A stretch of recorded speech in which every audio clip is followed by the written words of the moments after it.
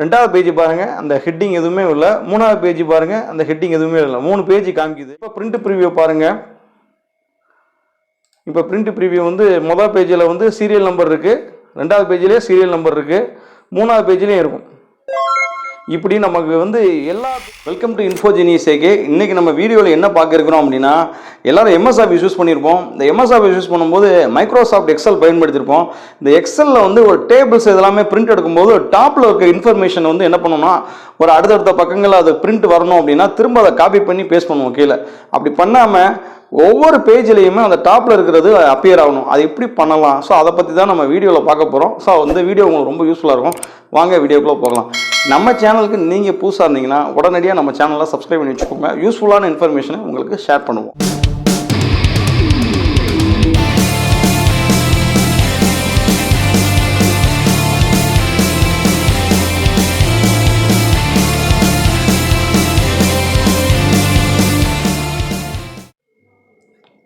So இதான் அந்த XL sheet.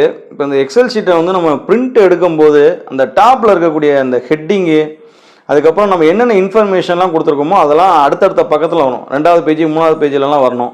So இது எப்படி வருதுன்னு நம்ம பார்ப்போம். இது வந்து ஒரு ஸ்டூடெண்ட்டோட மார்க் ஷீட்டு. இப்போ நம்ம ஸ்டூடெண்ட்டோட மார்க் ஷீட்டை எடுத்து வச்சுருக்கோம். ஜஸ்ட்டு நான் இதை செலக்ட் பண்ணி பிரிண்ட் ப்ரிவியூ கொடுக்கணும் இல்லையா? இதை எப்படி கொடுக்கலான்னு பாருங்கள்.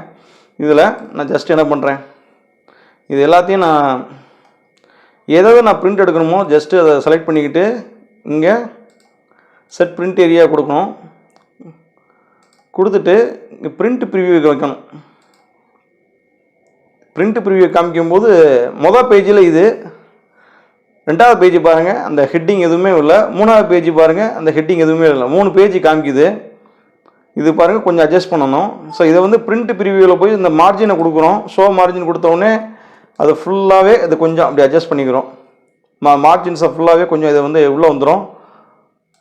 இது கொஞ்சம் அட்ஜஸ்ட் பண்ணிக்கிட்டோம்னா உள்ளே வந்துடும் எல்லா மார்ஜினும்.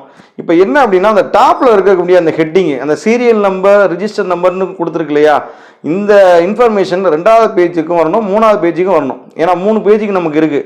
ஸோ இதை எப்படி பண்ணணும்? அந்த டாப்பில் இருக்கக்கூடிய ஹெட்டிங் வந்து ரெண்டாவது பேஜுக்கு மூணாவது பேஜுக்கு வர்றதுக்கு இது வந்து வேர்டு 2007 வெர்ஷனு. ஸோ இதில் இந்த பிரிண்ட் டைல்ஸ்னு ஒரு ஆப்ஷன் காமிக்குது பாருங்கள். இதில் மேலே டாப்பில் பிரிண்ட் டைல்ஸ்னு ஒரு ஆப்ஷன் காமிக்கும்.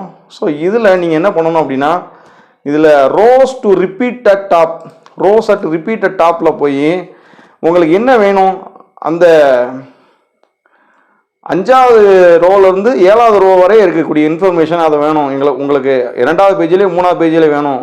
ஸோ உங்களுக்கு ரோ 5 to 6 வேண்டியிருக்குங்கிறதுனால அந்த பிரிண்ட் டைல்ஸில் வந்து நீங்கள் டாப்பில் அந்த டாலர் சிம்பிள் மாதிரி இருக்கும், அதை கொடுத்துட்டு 5 கோலன் வச்சுட்டு $7 நீங்கள் கிளிக் பண்ணிட்டீங்க, ஓகே கொடுத்துக்கிட்டிங்கன்னா எல்லா பேஜ்லேயுமே உங்களுக்கு அந்த இன்ஃபர்மேஷன் வந்துடும். இல்லை உங்களுக்கு காலேஜ் நேம் வந்து 2வது பேஜையும் 3வது பேஜையும் வரணும் அப்படின்னா நீங்கள் காலேஜ் நம்பர் 1லேருந்து 7 வரையும் கொடுத்துக்கலாம். ஸோ காலேஜ் நம்பர் வந்து அது முதல்ல வந்தால் போதும். இப்போ பிரிண்ட் ப்ரிவியூ பாருங்கள். இப்போ பிரிண்ட் ப்ரிவியூ வந்து மொதல் பேஜில் வந்து சீரியல் நம்பர் இருக்குது, ரெண்டாவது பேஜிலே சீரியல் நம்பர் இருக்குது, மூணாவது பேஜ்லேயும் இருக்கும்.